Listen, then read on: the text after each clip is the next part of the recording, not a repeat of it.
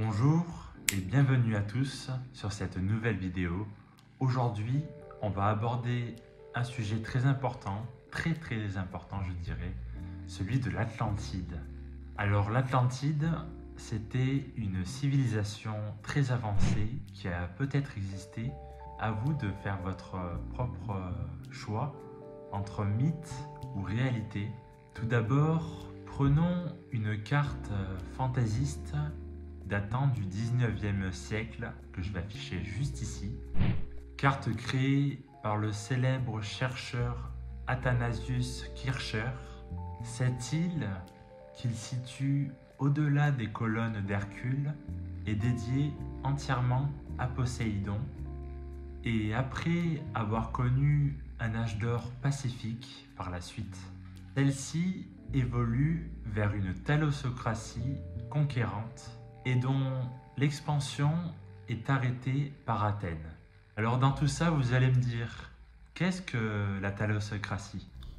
Qu'est-ce que la thalassocratie ? Il s'agit d'un État dont la puissance est fondée principalement sur la domination de la mer. L'Atlantide était très peu commentée durant l'Antiquité, en l'an 3400 ans avant Jésus-Christ, jusqu'en 476 après Jésus-Christ. Mais en revanche, l'Atlantide fut très commentée au début de la Renaissance, au XIVe siècle, jusqu'au XVIIe siècle d'ailleurs.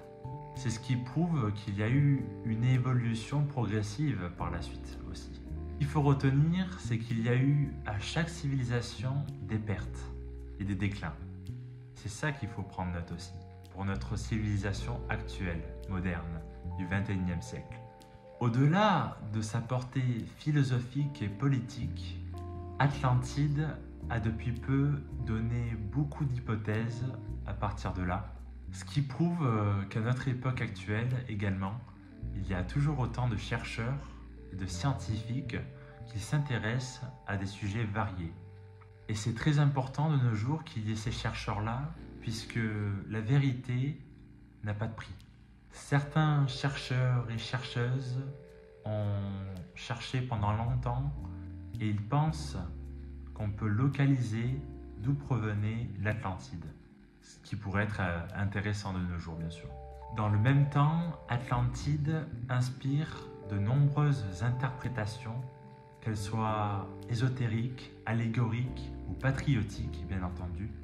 Et tout cela a donné un sens et a approfondi l'abondance liée à la littérature, c'est-à-dire que beaucoup de chercheurs sont devenus écrivains pour écrire des livres sur ce sujet-là, qui est l'Atlantide.